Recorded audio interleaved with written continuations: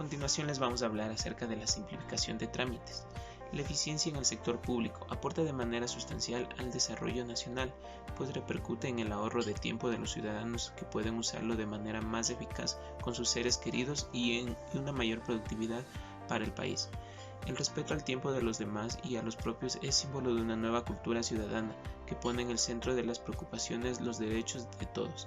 Una sociedad amigable con el ambiente reduce el uso de los recursos naturales en sus procesos sociales, económicos e institucionales, y es señal de desarrollo. La reducción del consumo de papel en la administración pública ofrece importantes oportunidades en la generación de buenos hábitos en el uso del papel en organizaciones privadas y públicas, lo cual promueve la eficiencia y productividad, reduciendo costos, tiempos y espacios de almacenamiento. Los trámites y actividades que realiza la administración pública son registrados en documentos de archivo, tales como actas, resoluciones, circulares, oficios y demás documentos de apoyo. Un alto porcentaje de estos documentos tienen como soporte físico el papel, donde su creación o recibo, sin olvidar que generalmente se exigen copias adicionales e innecesarias de los mismos, para distribuirlas entre las dependencias que así lo requieran. Cuando un documento se alista para su revisión final, es frecuente que se impriman hasta 2 y 3 borradores para su revisión. En la mayoría de estos casos solo se utiliza una cara de la hoja y no se aprovecha con eficacia las herramientas existentes tales como el correo electrónico, la red interna, los sitios web internos, repositorios de documentos, entre otros, que constituyen alternativas a la utilización del papel. Bien, la estrategia de cero papel en la administración pública se basa en gran parte de su estrategia en una eficiente gestión documental a través de la tecnología. También es posible alcanzar reducciones significativas con los recursos que actualmente disponen las entidades. La formación de una cultura que usa racionalmente los recursos se verá reflejada en una mejor y más fácil adaptación a los cambios relacionados con la gestión documental y por tanto a la utilización de archivos en formatos electrónicos.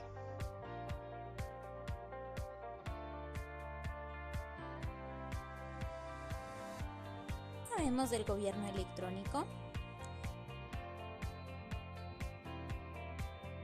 El gobierno electrónico implica la innovación en la administración pública a través del uso de la tecnología para agilizar los procesos, fomentar la transparencia y la participación con el fin de acercar el Estado a los ciudadanos e impulsar una sociedad de la información y del conocimiento. El 2 de agosto celebramos 5 años de la creación de una oficina especializada para impulsar y coordinar la implementación del gobierno electrónico en las instituciones públicas. Gobierno electrónico en el Ecuador. El gobierno electrónico en la Administración Pública Central del Ecuador inició en el año 2000 mediante la resolución 379-17 Conatel 2000. Se publica el Plan Nacional de Desarrollo de Telecomunicaciones y su eje principal fue la difusión del Internet a nivel nacional. Desde ahí el Estado ecuatoriano emprende con iniciativas, planes y estrategias para incluir las tecnologías de la información y comunicaciones a nivel estatal. Línea de tiempo. En el año 2000, Ecuador realiza el lanzamiento del Plan Nacional del Desarrollo de las Telecomunicaciones y luego declara como política del Estado el acceso universal a los servicios de telecomunicaciones mediante la resolución 379-17 Conatel del 2000. En el año 2001 se crea la Comunicación Nacional de Conectividad a través del Decreto Ejecutivo N1781 el 21 de agosto del 2000, como organismo institucional encargado de formular y desarrollar la agenda conectividad, proponiendo programas nacionales como teleeducación, telesalud, comercio electrónico, infraestructura, conectividad y gobierno en línea. En el año 2003, Conatel publica el Programa Nacional del Gobierno Electrónico y Sociedad de la Información, el cual estaba compuesto de 2 componentes. 1. El fortalecimiento de la capacidad de gestión y de definición de políticas para la sociedad de la información. 2. La puesta en marcha de proyectos de infraestructura pilotos en las áreas de acceso y conectividad, gobierno electrónico, TIC en apoyo a las comunidades rurales y escuelas fiscales. 2. La puesta en marcha de proyectos de infraestructura pilotos en las áreas de acceso y conectividad, gobierno electrónico, TIC en apoyo a las comunidades rurales y escuelas fiscales. En el año del 2005 se desarrolla el Plan de Acción del 2005 al 2010 de la Agenda Nacional de Conectividad, con la participación activa y permanente de la sociedad civil, sector privado y del sector público. Su ejecución se orientó por principios de equidad y universalidad y estuvo compuesta por los siguientes ejes estratégicos: la infraestructura para el acceso, la teleeducación, telesalud, gobierno en línea y comercio exterior. Las acciones prioritarias del eje gobierno en línea fueron establecidas por políticas del uso de las TICs dentro de las entidades gubernamentales, capacitar a los funcionarios en el uso de las TICs para dar paso a la modernización del Estado, implementar proyectos pilotos, integrar e implementar una red de comunicación de alta capacidad entre las entidades del gobierno que incluyan un modo de acceso a Internet de alta capacidad. En el año 2007, los ministros de Administración Pública y Reformas del Estado de 21 países iberoamericanos, entre ellos Ecuador, aprueban la Carta Iberoamericana del Gobierno Electrónico, que detalla conceptos, valores y orientaciones útiles para ser implementados con el propósito de promover la mejora de la gestión pública a través de empleo de las TICs, desde una perspectiva del ciudadano y sus derechos, que incluyen conocer las actividades de la administración pública y contribuir con la transparencia, la lucha contra la corrupción y la generación de confianza, optimizando tiempos, la inclusión y la igualdad de oportunidades de acceso y la participación activa. En el año del 2008 se establece como una política pública la utilización de un software libre en un sistema y equipamiento informático para las entidades de la Administración Pública Central mediante el Decreto Ejecutivo 1014 del 10 de abril del 2008. En su artículo 6 se establece la Subsecretaría de Informática como órgano regulador y ejecutor de las políticas y proyectos informáticos en las entidades de gobierno central que se deberán realizar en el control y seguimiento de este decreto. En el año 2009, la Secretaría Nacional de la Administración Pública socializa la estrategia para la implementación del software libre de la Administración Pública Central. El 25 de mayo del 2009, mediante el registro oficial en 597, se emite el instructivo para normar el uso del sistema de gestión documental para las entidades de la Administración Pública Central, y su artículo 1 dispone a las entidades de Administración Pública Central en función ejecutiva la utilización del sistema web para la gestión de correspondencia interna y externa e institucional del documento digital y fiscal. En el año 2011 se crea la Subsecretaría de Tecnologías de la Información mediante acuerdo ministerial número 571 del 26 de enero del 2000, con el fin de contribuir con la transformación y modernización de la gestión pública a través de la ejecución, soporte, operación, normalización de los proyectos del proceso de innovación tecnológicos que sean definidos y priorizados previamente por el Secretario Nacional de la Administración Pública. En el año 2012 se implementa la plataforma del software denominada POS de Servicios Gubernamentales, que dispone a las instituciones de la Administración Pública Central de la función ejecutiva el uso de la misma. Además, cualquier proyecto que involucre el intercambio o consulta de datos electrónicos de sistemas gubernamentales deberán ser coordinados y aprobados por la Subsecretaría de Tecnologías de la Información, a fin de evitar una duplicación de esfuerzos y mejora de la eficiencia en la optimización de recursos públicos. La Subsecretaría de Tecnologías de la Información, con el fin de evitar la duplicación de esfuerzos, mejorar la eficiencia y la optimización de recursos públicos. En el año del 2013, el Secretario Nacional de la Administración Pública crea la Subsecretaría del Gobierno Electrónico, cuya misión fue generar estrategias políticas, normativas, planes, programas, proyectos y servicios del gobierno electrónico, y efectuar el asesoramiento, intervención, seguimiento y control de la implementación, operación, promoción, difusión de las entidades de la Administración Pública Central, institucional y dependiente. En el año del 2014, en mayo del 2014 se realiza el lanzamiento oficial del primer Plan Nacional de Gobierno Electrónico, resultado de un esfuerzo coordinado a través de la sociedad civil, la industria, la academia, el gobierno, encuestas y aportes del servicio público y de la recopilación de las mejores prácticas internacionales del gobierno electrónico. En el año del 2005 se emite la norma técnica de interoperabilidad gubernamental, que dispone el uso obligatorio de las directrices y estándares contenidos en la norma técnica de la interoperabilidad gubernamental en iniciativas y proyectos que tengan la finalidad de la construcción o implementación de programas de software gubernamentales. En el año del 2016, el Plan Nacional de Gobierno Electrónico, que es el resultado de la evaluación de la acción del Estado en materia de gobierno electrónico frente al Plan Nacional del Buen Vivir, las grandes estrategias nacionales de diversificación de la matriz productiva y a la Agenda del 2030 para el desarrollo sostenible de la Organización de las Naciones Unidas para alcanzar los siguientes objetivos. 1. Incrementar la disponibilidad.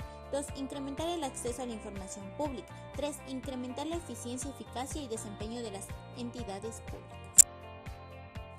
En el año del 2005 se emite la Norma Técnica de Interoperabilidad Gubernamental, que dispone el uso obligatorio de las directrices y estándares contenidos en la Norma Técnica de la Interoperabilidad Gubernamental en iniciativas y proyectos que tengan la finalidad de la construcción o implementación de programas de software gubernamentales. En el año del 2016, el Plan Nacional de Gobierno Electrónico, que es el resultado de la evaluación de la acción del Estado en materia de gobierno electrónico frente al Plan Nacional del Buen Vivir, las grandes estrategias nacionales de diversificación de la matriz productiva y a la Agenda del 2030 para el desarrollo sostenible de la Organización de las Naciones Unidas para alcanzar los siguientes objetivos. 1. Incrementar la disponibilidad. 2. Incrementar el acceso a la información pública. 3. Incrementar la eficiencia, eficacia y desempeño de las entidades públicas. En el año del 2017 se deroga el Decreto Ejecutivo 1041. Establece que el deber primordial del Estado es planificar el desarrollo nacional, erradicar la pobreza, promover el desarrollo sustentable y la redistribución equitativa de los recursos y la riqueza para acceder al buen vivir. Por otro lado, en el Decreto Ejecutivo 1014, emitido el 10 de abril del 2008, se emite el reglamento de la adquisición del software por parte de las entidades contratantes del sector público, que señala a la Secretaría Nacional de la Administración Pública como ente regulador en materia de gobierno electrónico para las entidades que conforman el sector público, y en el articulado del decreto se considera que los servicios de desarrollo de software serán un componente importante de valor agregado ecuatoriano en el caso de existir una participación mayoritaria de autores, desarrolladores o programadores ecuatorianos. En el año del 2018 se declara como política de Estado la mejora regulatoria y la simplificación administrativa y de trámites, a fin de asegurar una adecuada gestión gubernamental, mejora de la calidad de vida de la población, fomentar la competitividad y el emprendimiento, propender a la eficiencia de la economía y garantizar la seguridad jurídica. Este objetivo es generar, registrar y administrar y promover la información oportuna de los ciudadanos, ya sea del sector público y privado, respecto a los requisitos de las entidades responsables de cada trámite de regulación. La implementación. Las acciones que ha realizado el Ecuador en los últimos años en materia de gobierno electrónico han permitido aumentar la disponibilidad de servicios públicos en línea y fomentar su uso por parte de los ecuatorianos, que se ha convertido en una cuestión prioritaria para el Estado. Los diferentes planes de gobierno electrónico que se han desarrollado desde el año del 2014 hasta el momento permiten poner en marcha estrategias para construir espacios de participación, colaboración, transparencia en los servicios públicos, mejora de la eficiencia y eficacia estatal. Este informe del Índice del Gobierno Electrónico, que publicado desde el año 2003, la Organización de Naciones Unidas, permite evidenciar el crecimiento sostenido que ha tenido el Ecuador y en los últimos informes se ubica sobre la media mundial y regional.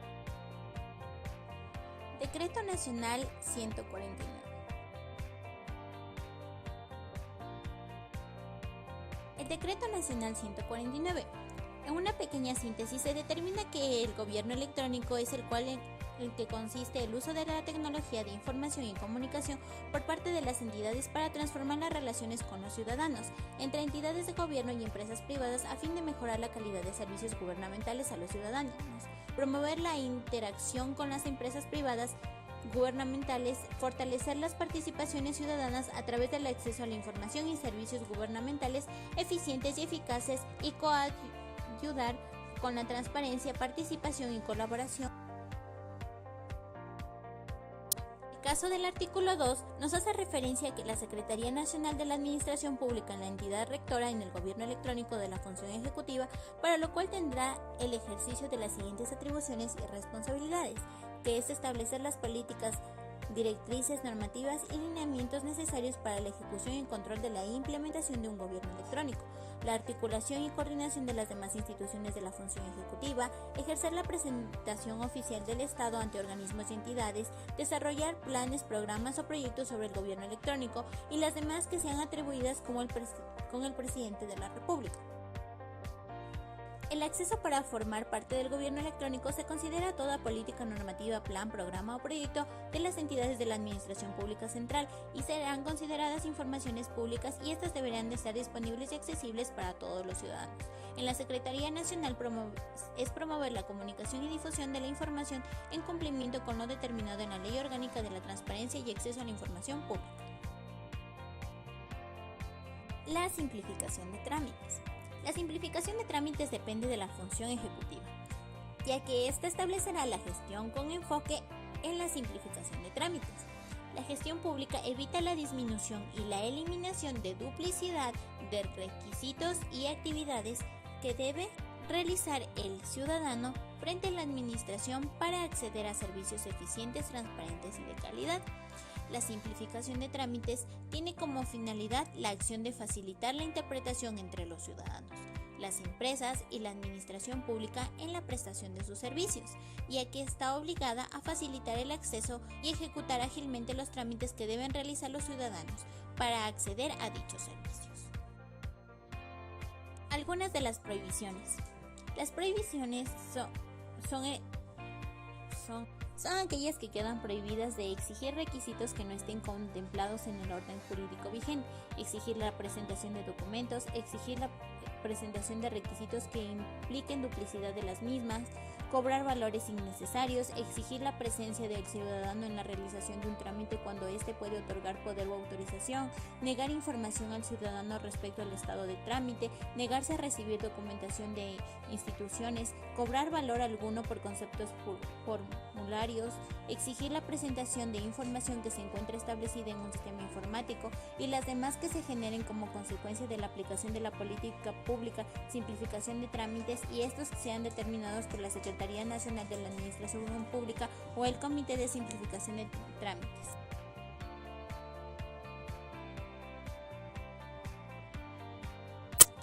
Ejemplo: Gobierno electrónico en Argentina. Como ya sabemos, el gobierno electrónico implica la innovación y administración pública a través del uso de la tecnología para agilizar procesos, fomentar la transparencia y la participación con el fin de acercar al Estado a los ciudadanos. ¿Cuál es la problemática?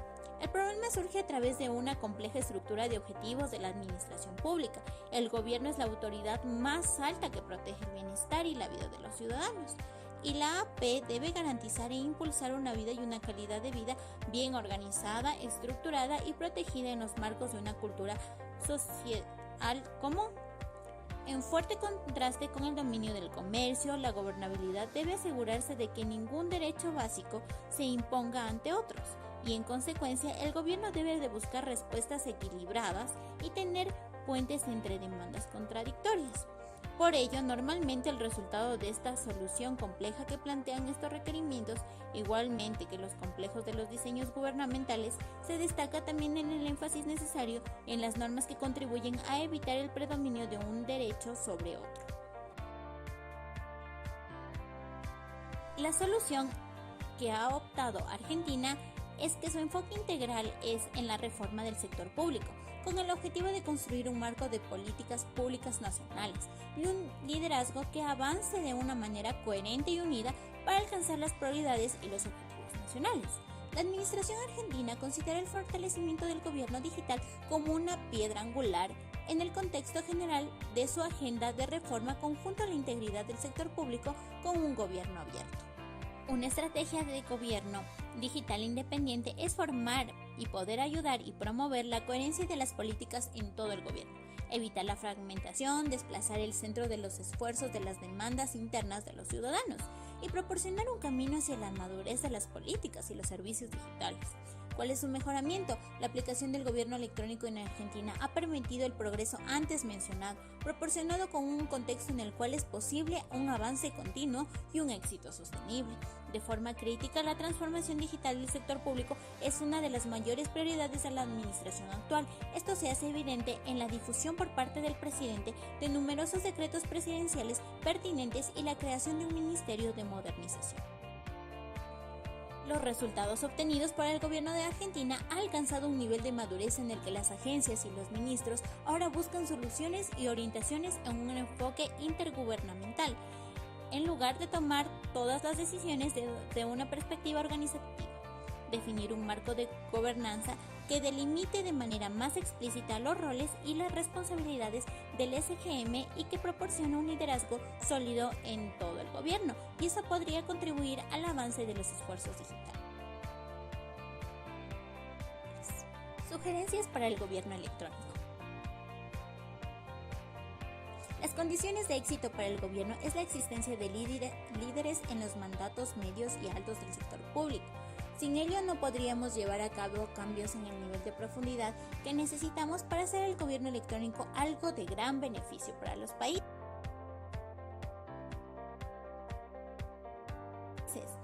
Si uno quiere evitar equipos de informática absolutamente, se requiere un ejercicio metódico de consulta de diversos clientes sobre la calidad del servicio, sus necesidades todavía no cubiertas y sobre posibles formas de mejorar. El gobierno electrónico constituye una nueva manera de mirar la relación entre las tecnologías de información, gestión pública y acción política. Su implementación puede traer grandes beneficios, pero también puede generar muchas frustraciones si no se pone en pie las condiciones del éxito para este tipo de proyectos. A continuación les voy a explicar de lo que se trata la metodología, herramientas y tecnología para la simplificación de trámites. Metodología.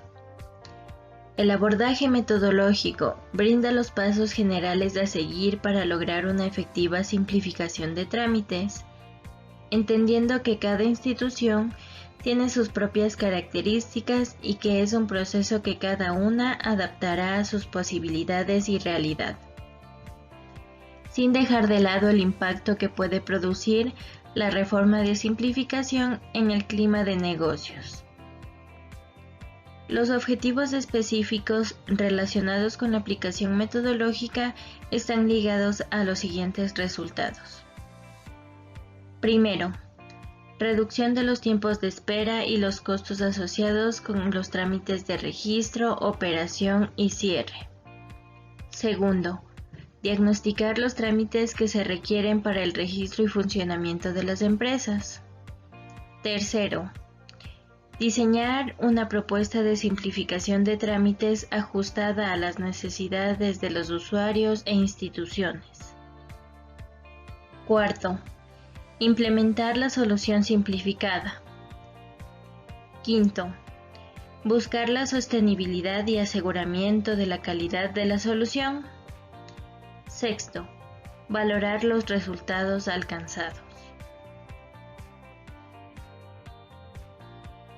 Proceso metodológico. De manera general, el proceso metodológico para la simplificación de trámites, ya sea a nivel nacional o municipal, contempla 7 etapas sucesivas. Etapa número 1.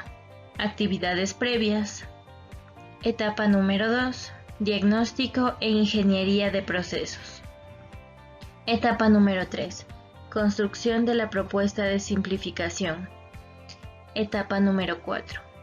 Implementación de la nueva solución. Etapa número 5. Monitoreo y evaluación. Etapa número 6. Mejoramiento continuo. Y etapa número 7.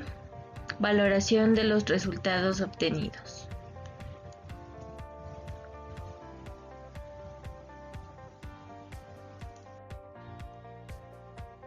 Ahora voy a proceder a dar una breve explicación de lo que significa cada etapa del proceso metodológico. Como primera etapa tenemos actividades previas. En esta etapa se contempla el acercamiento a las autoridades relacionadas con los trámites con la finalidad de brindar información acerca del proyecto, de sus alcances y beneficios. En esta etapa se desarrolla fundamentalmente acciones que pretenden definir la cobertura del proyecto para identificar claramente los trámites que podrían ser intervenidos. El relevamiento de la información básica para la primera construcción de los flujos de los trámites incluidos en la cobertura. la realización de la encuesta de entrada, que servirá posteriormente para valorar el grado de satisfacción de los empresarios, y la encuesta del clima organizacional, que permitirá conocer aspectos de interés y algunas posibles barreras que podrán fluir durante el proceso de implementación de la propuesta de simplificación. Como segunda etapa tenemos diagnóstico e ingeniería de procesos. Esta etapa tiene como objetivo determinar la fotografía de los trámites que desarrolla la institución o las instituciones involucradas en el proceso. Como primera actividad se realiza el mapeo preliminar de los procesos que se intervendrán. Estas actividades incluyen la realización de un taller que permita la construcción del circuito administrativo del trámite o macroproceso y los diferentes flujos que lo componen. Seguido a ese taller se realiza una actividad de trabajo de campo que comprende entrevistas calificadas con los funcionarios para llenar vacíos de información que eventualmente puedan quedar. También se busca conocer la percepción de los usuarios por medio de la aplicación de instrumentos que permitan obtener información sobre su opinión de los trámites. Esta información permitirá posteriormente, es decir, al final del proyecto, valorar el grado de satisfacción de los empresarios con la nueva solución implementada.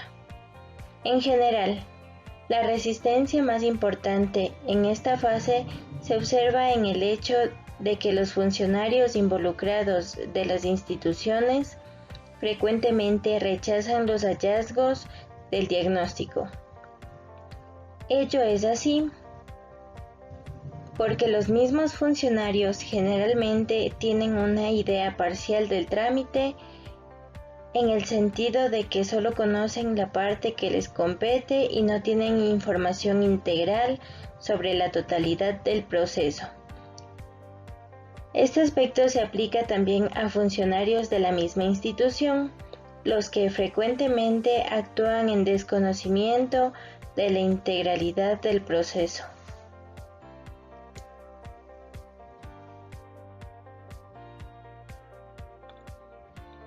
La tercera etapa trata de la construcción de la propuesta de simplificación, cuya finalidad es realizar y presentar las mejoras correspondientes en documentación, requisitos legales, reducciones de tiempo, mejoras en la secuencia de operaciones y disminución de las visitas de los clientes. Con base en la información anterior, se construye una propuesta de simplificación. A nivel de normativa jurídica, el consultor debe analizar cada proceso y cada uno de los requisitos con referencia al análisis normativo realizado en la etapa de diagnóstico. Esta etapa finaliza con un taller de presentación y validación de la propuesta, con la incorporación de los cambios correspondientes. El producto final de esta etapa es el documento de propuesta debidamente aceptado y validado por las instancias correspondientes. Un aspecto clave del proceso de validación de la propuesta de simplificación es asegurarse de que los funcionarios de las instituciones que participan en el mismo tienen las competencias, tanto funcionales y jurídicas, para validar el documento de la propuesta. Cuarta etapa: implementación de la nueva solución. Este se refiere a las labores propias de la implementación de la propuesta de simplificación, que debe contemplar la aprobación del proyecto por parte de las autoridades superiores de las instituciones participantes y el desarrollo de una serie de actividades para efectivamente poner en práctica la nueva reforma. Esta es también una etapa muy sensible, puesto que el desarrollo de la implementación depende fundamentalmente de la voluntad política de las autoridades para poner en marcha el nuevo proceso y del nivel de aceptabilidad de los dueños de los procesos. Se debe elaborar un manual de procedimientos la guía del usuario y los formularios correspondientes, que son elementos vitales para la puesta en marcha definitiva. Posteriormente, se realiza un taller de sensibilización e inducción a los funcionarios de las instituciones, donde se les capacita en la nueva reforma los requisitos, tiempos y formularios. Seguidamente se realiza un taller de juego de roles con la finalidad de establecer claramente el rol de cada uno de los participantes del proceso. Luego, se desarrolla 2 pruebas de simulación del nuevo proceso con la finalidad de eliminar al máximo inconsistencias y contar con una propuesta funcional. Finalmente, se realiza la apertura de la ventanilla especializada y de los nuevos procesos de trabajo. Quinta etapa: monitoreo y evaluación. Esta se refiere a las labores de monitoreo y evaluación posteriores a la puesta en marcha. Fundamentalmente se realizan varias actividades de monitoreo que buscan valorar la funcionalidad de la solución y el relevamiento de información tanto cuantitativa como cualitativa que permitan determinar oportunidades de mejora o el fortalecimiento de puntos específicos. En esta fase se constituye un equipo de monitoreo con los funcionarios que permita el aseguramiento de la calidad del proceso, siendo este el encargado de velar por el cumplimiento de la nueva reforma en el tiempo. En esta fase se aplica una encuesta de salida que permite valorar la percepción de los usuarios sobre la nueva solución implementada. Además, se aplica una encuesta de clima organizacional con la finalidad de determinar y valorar el grado de aceptabilidad y satisfacción de los funcionarios con el nuevo proceso y además determinar acciones de reforzamiento que permitan la sostenibilidad en el tiempo. Etapa 6. Mejoramiento continuo. Esta es una fase que busca que la institución vele por la sostenibilidad y mejora continua de la solución. Para esta fase se constituye un equipo líder de mejora continua encargado de esta tarea. Esta fase se realiza mediante talleres de sensibilización, inducción y transferencia de metodología que les permita a los mismos funcionarios dar seguimiento y mejorar en forma continua y permanente la solución. El desarrollo de esta fase les permitirá a la institución o instituciones participar por medio de sus mismos funcionarios, proporcionándoles sostenibilidad al nuevo proceso simplificado y evitar que con el tiempo se vuelva a las viejas prácticas y se modifique en forma negativa o se llegue a perder en ocasiones por la misma inercia de las instituciones y el arraigo de viejas prácticas. El producto final de esta fase es la constitución y funcionamiento de un equipo líder de mejora y la implementación de las nuevas oportunidades de mejoras detectadas. En esta fase se permite a la institución dar los primeros pasos para iniciar una cultura de mejora continua en la organización. Etapa número 7. Valoración de los resultados obtenidos. Para finalizar el proceso de simplificación, es fundamental conocer resultados que ha generado el proyecto en las siguientes dimensiones: para las instituciones públicas, los empresarios, los funcionarios y sobre la efectividad de los procesos simplificados. De manera particular, es importante conocer si se generó un aumento de inscripciones de nuevas actividades económicas y si se mejoró la comunicación interdepartamental y si las instituciones cuentan con un mayor control de los procesos y del servicio al cliente. En este sentido, conviene señalar que la evaluación de los procesos de simplificación toma en cuenta 3 ejes estratégicos: los procesos, la percepción de los usuarios y la percepción de los funcionarios involucrados. Herramientas. Los ejes estratégicos sobre los cuales se desarrolla el programa de simplificación de trámites son: diseño de un solo punto de contacto del empresario con la institucionalidad.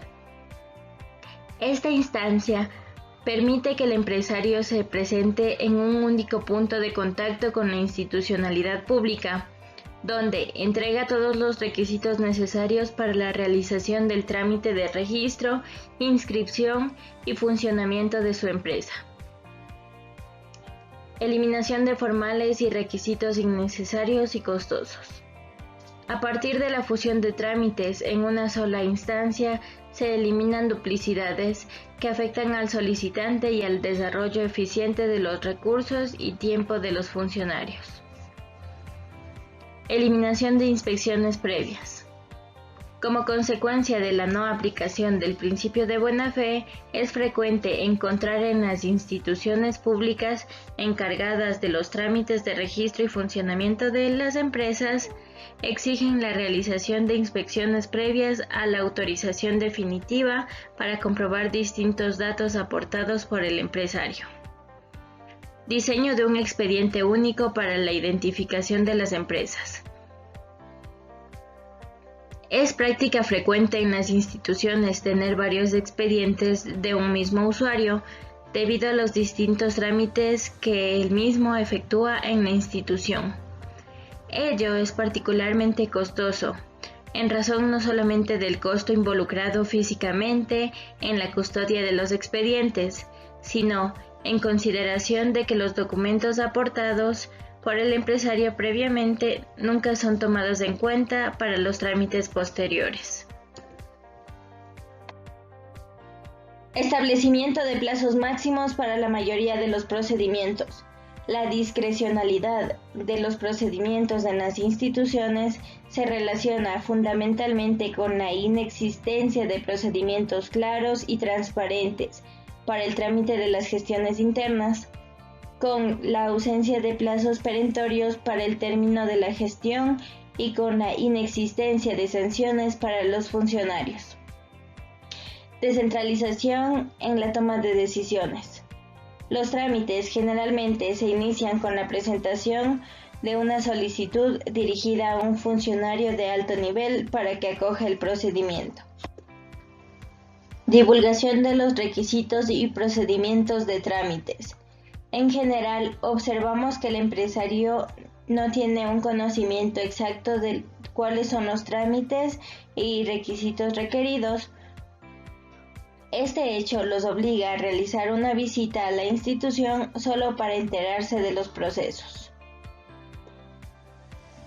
Transferencia de herramientas y capacitación de los funcionarios encargados de los trámites. El trámite para la obtención de la licencia de funcionamiento o de un registro empresarial específico en alguna institución pública es relativamente especializado, debido a que se requiere el conocimiento de ciertas normas básicas que los establecimientos deben cumplir para poder operar. Monitoreo, seguimiento y mejora continua.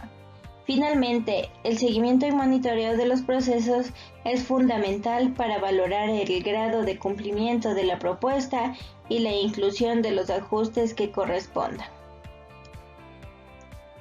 Tecnología en la simplificación de trámites. La incorporación de la carpeta tributaria electrónica y un mayor ordenamiento de datos para la facilitación de trámites son algunas de las modificaciones que trae consigo la Ley de Modernización Tributaria. Junto con esto, actualmente los proveedores de factura electrónica ofrecen diversos servicios para agilitar diligencias. Actualmente existe una variedad de empresas proveedoras de soluciones de facturación electrónica, las cuales están autorizadas a emitir documentos. Lo primero que se debe aconsejar son las mismas orientaciones que la autoridad tributaria entrega en su sitio web.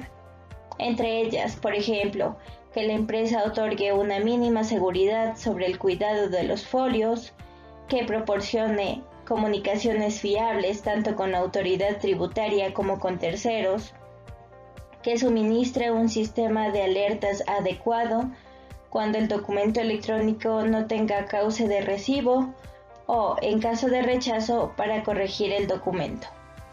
En conclusión, la propuesta de simplificación se comprende de 7 etapas sucesivas, las cuales son actividades previas, la segunda etapa es diagnóstico e ingeniería de procesos, la tercera, construcción de la propuesta de simplificación, la cuarta, implementación de la nueva solución, la quinta, monitoreo y evaluación, sexta, mejoramiento continuo, y como séptima y última etapa tenemos valoración de los resultados obtenidos. El desarrollo de la tecnología en la simplificación de trámites es importante, ya que nos permite reducir costos innecesarios y también reducir los tiempos de espera relacionados con los trámites y registros y operaciones de nuestra institución. Muchas gracias. Como siguiente punto, yo les voy a hablar sobre la ficha simplificada de datos del ciudadano y la brecha digital. Comencemos con la ficha simplificada de datos del ciudadano. Todos los países cuentan con un sistema digital de base de datos que contienen toda la información de sus ciudadanos. Esto con el objetivo de poder facilitar los procesos tanto de instituciones públicas como de privadas. Pero, ¿qué es la ficha simplificada de datos del ciudadano? Este es un sistema electrónico desarrollado por la Dirección Nacional de Registro de Datos Públicos, que permitirá al ciudadano simplificar los trámites en las instituciones públicas del gobierno central. Esto gracias a que se ha consolidado una base de datos nacional con información pública de todos los ciudadanos ecuatorianos a los que se podrá acceder sin importar la hora ni el lugar en el que se encuentren, y sin necesidad de tener que acercarse a una oficina de una entidad estatal y se pueda consultar su información pública. Gracias al Sistema Nacional de Registro de Datos Públicos, la sociedad cuenta con una política pública de simplificación de trámites y cero papeles.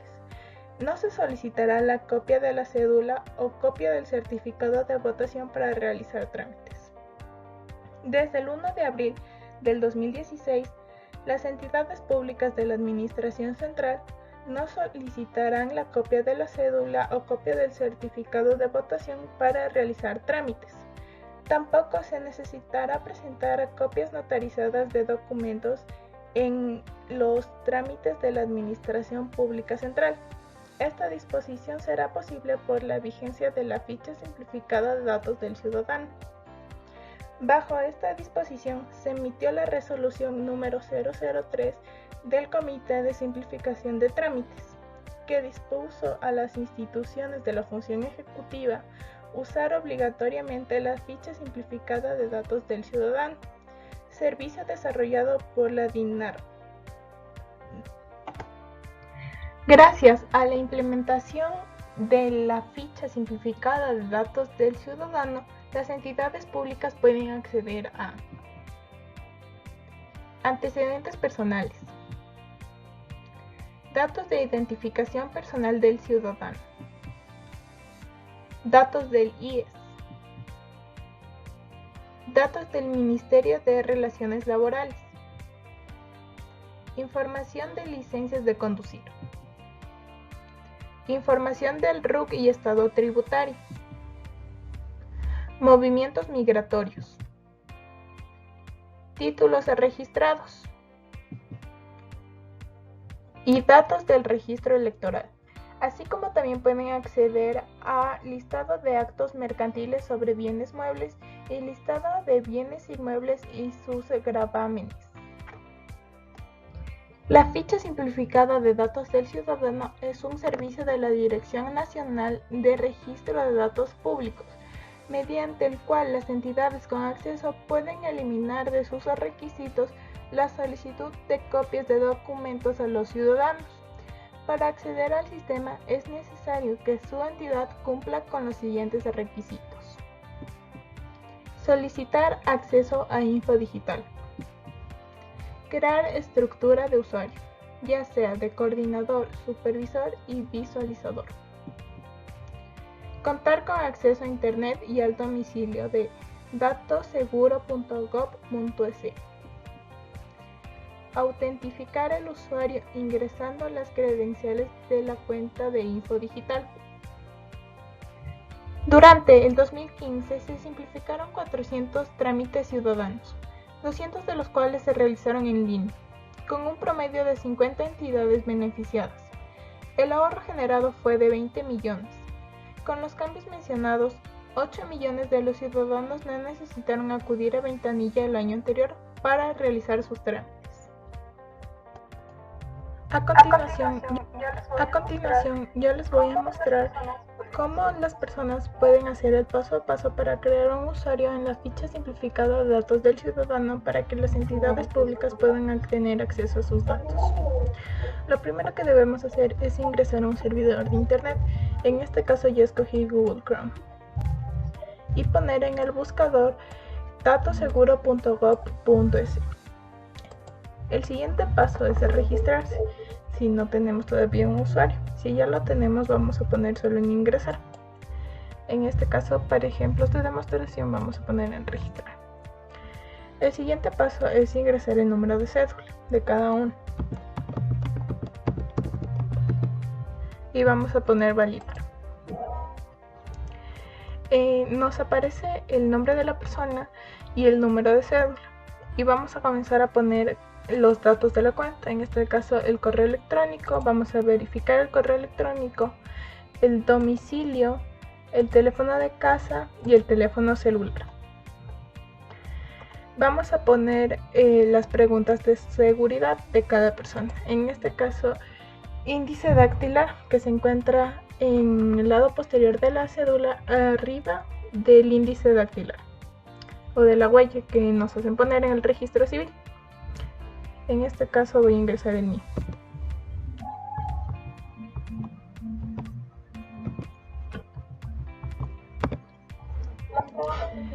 Las preguntas de seguridad también nos dice que ingrese su número de papeleta de votación, que si alguna vez el CNE le ha impuesto multas, y ingrese el número de la provincia donde se realizó el último sufragio electoral. También se los pueden cambiar si se desean responder otras.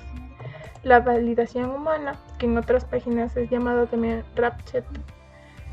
Y como último paso tenemos que aceptar las condiciones del servicio.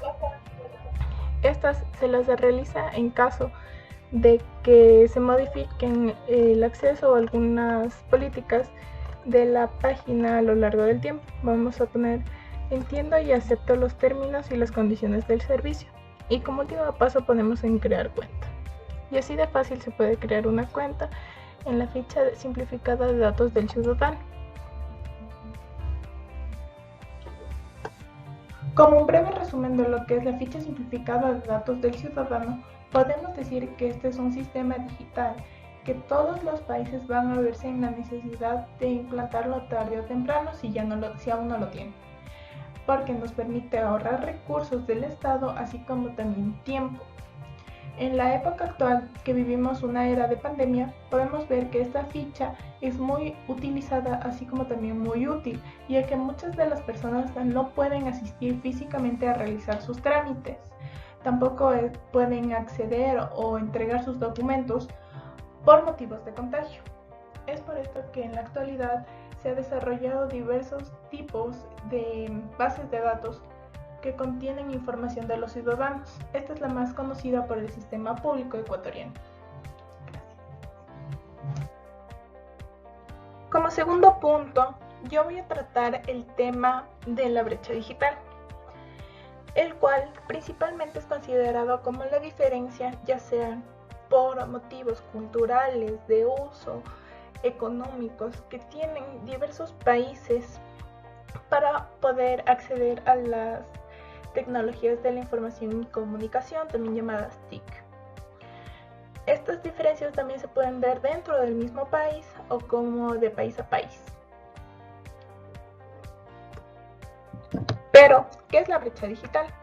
La brecha digital hace referencia a la desigualdad que existe entre las personas, comunidades, estados, países y otros que utilizan las tecnologías de la información y comunicación, también llamadas TIC, como parte rutinaria de su vida diaria, y aquellas que no tienen acceso a las mismas y que, aunque las tengan, no saben cómo utilizarlas. Al inicio de las TIC se creía que existía un cierto retraso en algunos sectores sociales, colectivos y países, y que este se superaría con el tiempo, gracias a la mayor disponibilidad de ordenadores y de conexiones a Internet. Pero ha pasado el tiempo y la desigualdad persiste y se amplía, adoptando nuevas formas. Existen varios factores que influyen en el aumento de la brecha digital. Las desigualdades se producen tanto en el acceso a equipamiento, que es la primera brecha digital, como en la utilización y la comprensión de las que se encuentran a nuestro alcance, que es la segunda brecha digital. La tecnología hoy en día se puede considerar como una herramienta para el desarrollo y avance de la sociedad. Además, influye en nuestras vidas en innumerables áreas como en la medicina, la educación, el ocio y el hogar, y demás actividades. Ahora vamos a hablar sobre los tipos de brecha digital. Brecha digital tipo 1, diferencial entre el 1% al 5% de la media. Puede estimarse que la brecha digital tipo 1 es prácticamente un empate técnico en la mayor parte de los casos. Con ello, no estamos señalando que no se debe realizar esfuerzos para eliminar la brecha digital y llegar a un desarrollo. Lo que sí señalamos es la diferencia porcentual es muy poco significativa, además de poder ser fácilmente superable por medio de políticas de información y comunicación. Brecha digital tipo 2, diferencial entre el 6% al 10% de la media. La brecha digital tipo 2 es una brecha que podríamos denominar de importancia media o moderada y sobre la cual se debe actuar de forma más tangente. Un diferencial superior al 6% ya es significativo en los contextos parejos con un nivel de acceso y uso elevado. Las políticas estatales deben ir encaminadas a reducir dicho diferencial. Brecha digital tipo 3. Diferencial entre el 11% al 15% de la media. Este tipo de brecha es significativa y preocupante. Este diferencial con una media puede entenderse como una brecha digital real. Este tipo de diferencial se traduce en problemas económicos y sociales, los cuales también se traducen en problemas para la creación de empresas, y muy especialmente aquellas que cuentan con una base tecnológica. Además, se traduce en diferencias significativas entre las relaciones sociales de los individuos de una comunidad. Y por último, tenemos a la brecha digital tipo 4, diferencial más del 16% de la media. La brecha digital tipo 4 es sin lugar a duda preocupante. Una diferencia por encima del 16% se va a traducir en diferencias muy significativas en el entorno social, económico y varios de ellos, lo que provocará una fractura social con respecto a la sociedad. Esta diferencia entre zonas de países del primer mundo y con un desarrollo tecnológico amplio deberían ser resultado de las políticas activas de eliminación de la brecha, ya sea desde el punto de vista de la implantación de las tecnologías de la comunicación e implantación social de tecnologías informáticas o desde la perspectiva de uso de dichas tecnologías.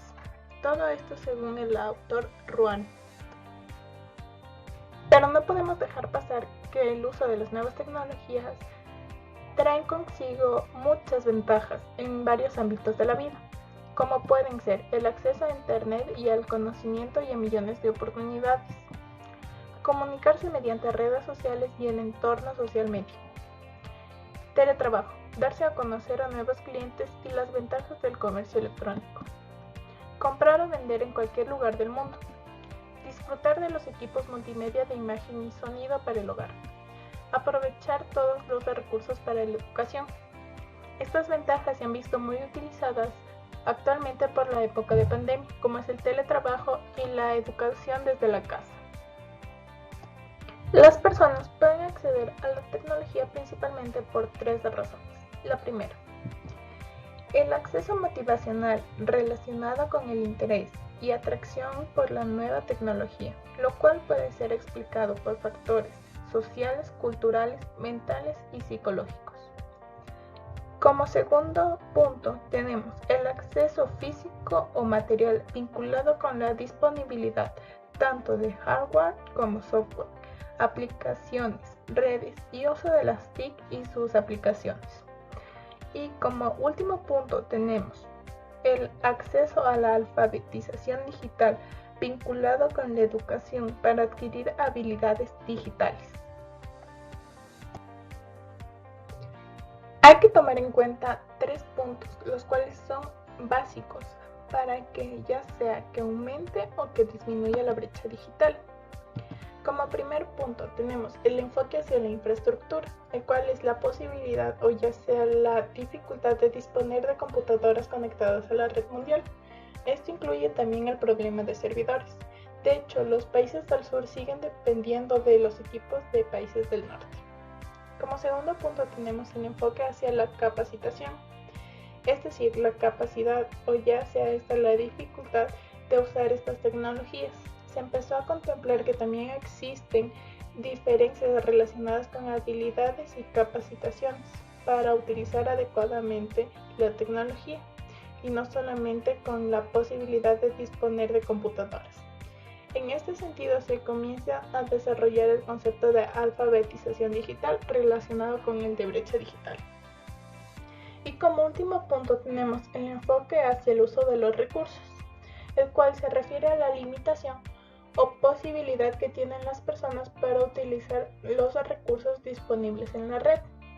En los últimos tiempos se ha integrado el concepto de brecha digital, las posibilidades de utilizar la tecnología no solamente para acceder a la información, el conocimiento, sino también a un nuevo modelo de educación para aprovechar de las nuevas oportunidades, como el desarrollo de negocios, la atención médica en línea, el teletrabajo, el disfrute de las nuevas formas de entretenimiento y el ocio. Se ha buscado varias opciones para disminuir la brecha digital, pero las más usadas y las más efectivas son las siguientes. Alfabetización digital, proporcionando ayuda útil para dotar a las personas en situación de exclusión digital de una mayor autonomía en el acceso a servicios electrónicos públicos y privados y que puedan beneficiarse de nuevas oportunidades. La capacitación digital, facilitando el acceso al empleo a poblaciones desfavorecidas y fuera del mercado de trabajo, mediante formación en competencias digitales. Y la tecnología para mejorar el futuro, uniendo tecnología, actividad empresarial y sociedad para resolver los principales problemas de la sociedad y generar un impacto positivo mediante tecnologías de vanguardia. Como conclusión, podemos decir que la brecha digital es la diferencia de uso de servidores y de la red mundial. Esta diferencia se ha visto evidenciada fuertemente en este año, donde hemos vivido una pandemia, donde se ha visto esta diferencia entre diferentes países, de primer mundo, de desarrollo o tercermundistas. Esta diferencia también se ha visto en nuestro mismo país, donde podemos ver la diferencia que existe en el acceso a la red de ciudades, como es la capital, como es Quito, y de zonas rurales o de comunidades que no tienen el mismo acceso y no pueden acceder a la educación o al teletrabajo. Gracias. Ahora vamos a hablar de la Ley para la Optimización y Eficiencia de Trámites Administrativos, donde veremos algunos principios, recomendaciones, ejemplos y conclusiones. Para entender un poco cómo funciona esta ley, les voy a dar una pequeña introducción. El 18 de abril del 2018, la Presidencia de la República del Ecuador emitió el Decreto 173, Esta habla sobre la simplificación de trámites. A su vez, el mismo año, el 23 de octubre, publicó la Ley Orgánica para la Organización y Eficiencia de Trámites. Con estas normativas, los ecuatorianos tendremos servicios públicos óptimos, apoyo a la apertura de nuevos negocios y el acceso efectivo a servicios públicos. Esto con el propósito de contribuir con la política gubernamental de la simplificación de trámites entre las entidades públicas y los ciudadanos. Los objetivos de esta ley es optimizar todos los trámites administrativos, regular su simplificación y reducir los costos de gestión, esto con el fin de facilitar la relación entre administrados y administradas. Con la administración pública y las entidades que la estructuran, y garantizar el derecho de las personas con contar con una administración pública eficiente, eficaz, transparente y de calidad. Este instrumento permitirá de mejor manera gestionar todos los requerimientos que pueda solicitar cualquier persona frente a los ministerios, las instituciones, secretarías, los municipios, las superintendencias y todas las instituciones públicas que constituye el país. Hablaremos ahora sobre los principios de esta ley. En la ley misma nos dice que la administración pública constituye un servicio a la colectividad que se rige por los principios de eficacia, eficiencia, calidad, jerarquía, desconcentración, descentralización, coordinación, participación, planificación, transparencia y evaluación. Y seguramente siempre se ha tenido que realizar algún trámite y una entidad pública, y esto ha tomado mucho tiempo al respecto, y con la finalidad de simplificar todos estos trámites administrativos que debemos de hacer, debemos de ahorrarle al usuario tiempo y esfuerzo y hasta dinero. Por eso se ha creado esta ley de utilización, centralmente para los organismos administrativos. Los principios más importantes de esta ley son la eficiencia, la eficacia, la transparencia y la calidad. Todos estos principios son muy importantes para la aplicación de la ley de la optimización de trámites administrativos. Sin embargo, la nueva ley indica que tiene nuevos principios aparte de estos, que los veremos a continuación. Como se habló, la nueva ley indica que los trámites deben de regirse por también algunos de estos principios. Por ejemplo, la celeridad, que nos habla de que se gestionarán los trámites de la forma más eficiente y en el menor tiempo posible. También hablamos de la consolidación. En la consolidación se deberá propender a una reunión la mayor cantidad de actividades administrativas. Todo esto en la menor cantidad posible de actos tramitales. El uso de las tecnologías de información. Este uso, las entidades reguladas por esta ley tendrán que hacer el uso de la tecnología y de la comunicación, con el fin de mejorar la calidad de todos los servicios públicos. Cuando hablamos de la gratuidad, nos dice que los trámites que se realicen en la administración publicada no tendrán ningún costo en dichas instituciones públicas. El principio pro administrado nos quiere decir que en caso de duda, las normas serán interpretadas siempre a favor de los usuarios. El principio de la seguridad jurídica de las entidades reguladas por esta ley únicamente podrán exigir el cumplimiento de los requisitos que estén claramente establecidos en la ley. Es decir, no te podrán pedir nada que la ley no exija. También tenemos el principio de la resolución de veracidad. Esto nos quiere decir que, salvo prueben en contrario los documentos y declaraciones presentadas por el usuario, siempre se presumirá como verdaderos y legítimos. Cuando hablamos del principio de simplicidad, nos dice que los trámites deben de ser claros, sencillos, ágiles, racionales, pertinentes, útiles y de fácil entendimiento para los ciudadanos, incluso sin que sea necesario de que poseas conocimiento técnico de ninguna índole. Y por último, el principio de la no duplicidad nos dice que la información o documentación presentada por el usuario en el marco de la gestión y un trámite cualquiera no le podrán ser requerida nuevamente por la misma entidad para efectos de entender su trámite o uno posterior. Todos estos principios debemos de aplicarlos a la ley y tenemos que cumplirlos. La ley también nos habla de los derechos de los administrados, donde nos dice que los derechos que tienen las personas o la ciudadanía en general le permitirán acceder a los diversos servicios de la administración pública. También hablamos del tiempo, que sistematiza, por así decirlo, los términos y plazos que tiene la administración pública para dar la contestación a un trámite. Cuando hablamos de trámites administrativos, también nos habla de los registros únicos, donde nos dice que es un instrumento de información, también controla todos los documentos y está dentro de la DINARDAP, quien es la que ha creado toda esta ley para que los usuarios tengan fácil acceso al hacer sus trámites en las instituciones públicas. También tenemos el registro institucional, donde nos dice que está el ente rector, interviene el gobierno electrónico, los lineamientos, las metodologías y las regulaciones que se deben de hacer para la realización de estos trámites. Algunas recomendaciones para la aplicación de esta ley en los diversos trámites que debamos de realizar son que este documento, que es electrónico, es utilizado por 142 entidades de la función ejecutiva del Estado. Con el objetivo de brindar un servicio ágil, rápido y oportuno, con el fin de optimizar el tiempo y el dinero en las organizaciones públicas y a los ciudadanos el tiempo que aporta la política pública, donde no intervenirán papeles y la info digital es una herramienta que permite que los servidores públicos tengan acceso a una plataforma de validación y verificación de la información, cuyo resultado es la prestación de servicios de calidad en beneficio de la ciudadanía.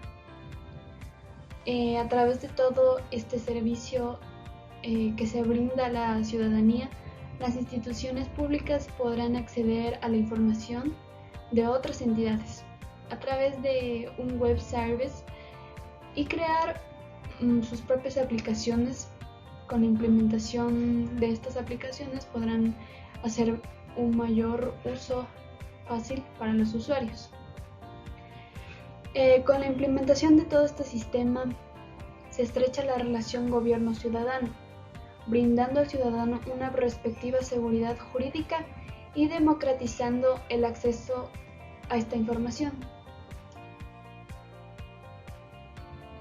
Una recomendación que es muy importante en el proceso de trámites es que toda empresa de entidad pública deberá de incluir tecnologías en los modelos de negocio que tengan trámites y así poder conectarse con los usuarios de manera más rápida. Como dice aquí, la clave estará en que las propias empresas, indistintamente del sector en que compitan, comprendan la necesidad de incluir estas tecnologías dentro de sus modelos de negocio y perciban su utilidad más allá del mero trabajo de gestión que implica en la actualidad. Con esto nos daremos un fácil acceso a los usuarios y tendremos mejor conexión al hacer todo esto. A la vez vamos a poder ver la información de manera más clara y detallada usando todas las herramientas tecnológicas correspondientes. Los trámites administrativos deben de cumplir con ciertas cosas, algunos que nos benefician y otros que deben de cumplir como requerimiento establecido en la ley.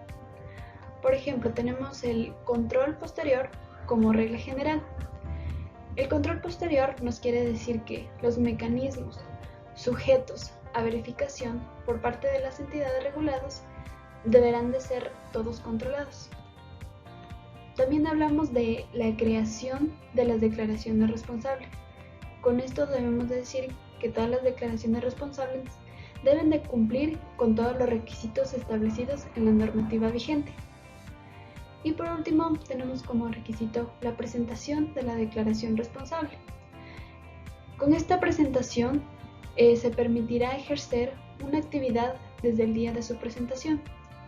Todo esto nos ayudará a que todo lo presentado por los administrativos sea de forma más clara hacia los usuarios y que esta información les sirva para realizar sus debidos trámites.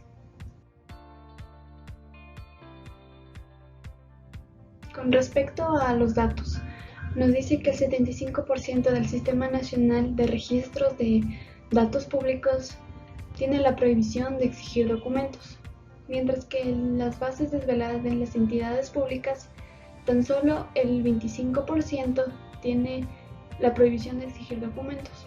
Todo esto en cuestión a los trámites que hacen los usuarios y pues lo que les exigen los documentos y hacer los trámites más difíciles y más lentos. Entonces por eso la prohibición de exigir documentos, para que exista una tramitación más ágil y los usuarios se sientan más cómodos al hacerlo. Para entender un poco más el tema, vamos ahora a ver un ejemplo que nos ayude a ver cómo funciona esta ley para la simplificación de trámites. La Dirección Nacional de Registros de Datos Públicos creó herramientas tecnológicas que nos permiten con la facilidad de los trámites administrativos. Estas son las fichas simplificadas de datos del ciudadano, datos seguro y interoperabilidad, Info Digital, el Sistema de Notificaciones Electrónicas, el Sistema Nacional de Registro Mercantil y el Sistema Nacional de Registro de la Propiedad. Todas ellas son parte del Sistema Nacional de Registro de Datos Públicos, SINARDAP. La ficha simplificada de los datos del ciudadano, Info Digital e Interoperabilidad usa los datos de las entidades que son parte de la SINARDAP y presenta información pública actualizada de los ciudadanos. Con esta ficha simplificada de los datos del ciudadano se elimina la presentación de las copias de cédula, certificado de votación en los trámites desde la ventanilla. Estos que se realiza la ciudadanía en las instituciones del gobierno.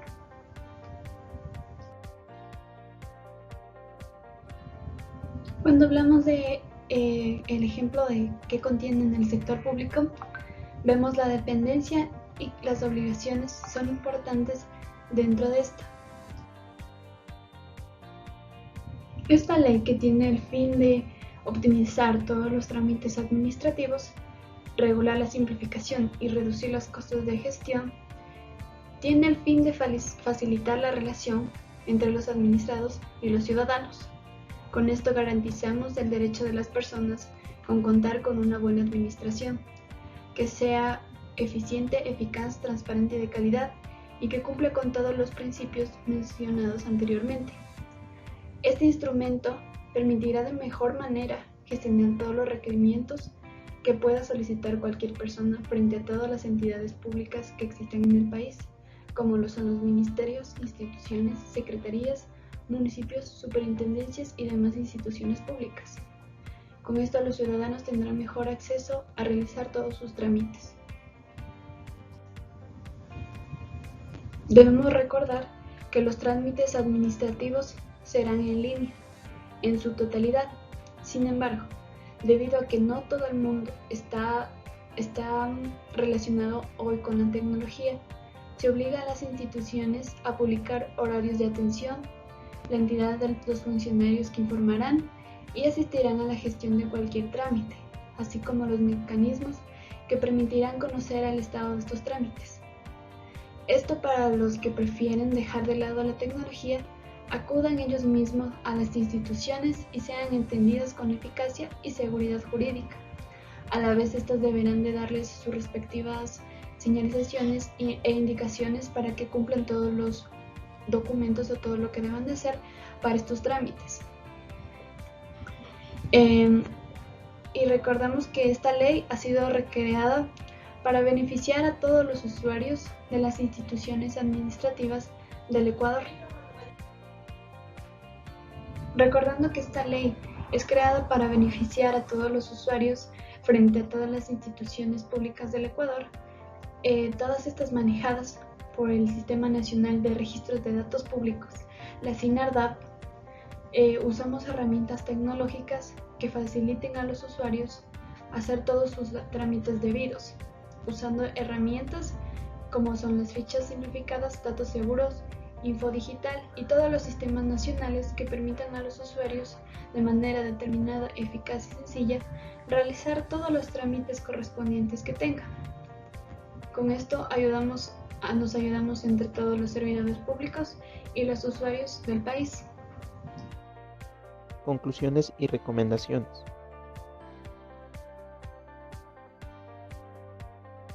Conclusiones. La simplificación de trámites muestra varias formas que de alguna manera eliminan trámites y controles innecesarios. Esto ayuda en los actuales procesos que afronta el país y la necesidad de crear un Estado moderno. Gracias al uso de la tecnología se ha logrado agilizar procesos para fomentar la transparencia y participación, logrando así acercar al Estado a los ciudadanos e impulsar una sociedad de información y del conocimiento. Las acciones que se han tomado en el Ecuador en materia de gobierno electrónico han permitido aumentar la disponibilidad de servicios públicos en línea y ha fomentado su uso por parte de los ecuatorianos, convirtiéndolas en una cuestión prioritaria para el Estado. La implementación de esta metodología presenta un enfoque centrado en el proceso, como herramienta fundamental para simplificar de acuerdo con las prácticas conceptuales, trámites para el registro, inscripción, funcionamiento y cierre de actividades económicas. Por ello, el proceso ejecutado consta de medidas previamente definidas desde el proceso de diagnóstico. El programa de simplificación de trámites, para lograr los resultados esperados, se apoya en varias herramientas, las cuales proporcionan metodologías que permiten el enriquecimiento del aprendizaje de los consultores, aportándoles un pensamiento ordenado, el cual permite normalizar el uso de la metodología para la constitución de soluciones. En base a los ejes de trabajo, se debe acoger a la estandarización y automatización de trámites, y así lograr eliminar los trámites innecesarios y derogar disposiciones legales contrarias a los principios. Los programas de simplificación inciden año a año sobre los indicadores, los que alimentan los lugares de posicionamiento de competitividad internacional de cada país. Los mayores reformadores reciben reconocimiento de la comunidad mundial, demostrando mejores condiciones para los observadores probables de nuevos negocios. Los programas de simplificación de trámites pueden actuar como incentivos para fomentar la realización de nuevos negocios y para crear nuevas empresas. En este sentido puede verse como un estímulo. La existencia de trámites largos y sin reglas claras constituyen una desventaja mayor para las micro y pequeñas empresas en comparación con unidades productivas de mayor tamaño, dado que para el microempresario el costo para enfrentar estas situaciones es mayor. En términos relativos, en comparación con las grandes empresas, los programas de simplificación de trámites pueden dar un aporte relevante para resolver esta asimetría y de esta manera generar condiciones de entorno más favorable para el desarrollo de nuevos negocios. Recomendaciones. En una sociedad digital, la prioridad de los gobiernos debe enfocarse en conocer la experiencia ciudadana en cuanto a los trámites que estos realizan. Basarse en anécdotas antiguas o sondeos que pierden fuerza con el tiempo no supone una solución a esto. La generación de información objetiva, precisa y oportuna será de gran utilidad para conocer la magnitud de la problemática y poder identificar de manera creativa la potencial solución. Simplificación no significa solo hacer algo más corto, sino en descomplicar las formas en que esto se hace y erradicar los movimientos innecesarios. Un buen punto de partida sería identificar los trámites que sí son estrictamente necesarios, aquellos que pueden ser recortados y digitalizados en un ideal. Eliminarlos significaría acabar definitivamente con todos los problemas que esto conlleva. Eliminar los trámites innecesarios requiere de garantizar la interoperabilidad de las bases de datos y la entrega efectiva de la información entre las entidades del Estado. Esto permitirá que los datos compartidos con el gobierno sean transferidos según la necesidad, requiriéndolos solo una vez. Cuando la experiencia ya haya sido mejorada por medio del rediseño de los trámites, el siguiente paso es garantizar que el ciudadano pueda acceder a las herramientas digitales que se han creado. A pesar de que las plataformas digitales se prestan a la facilitación de los procesos, la reducción del tiempo, la disminución a las oportunidades de corrupción y la generación de ahorros fiscales, invertir en una prestación presencial de calidad. El proceso para digitalizar trámites es un procedimiento que puede tomar un lapso considerable, por lo cual Mientras este modelo se desarrolla, se debe ofrecer un servicio presencial de calidad.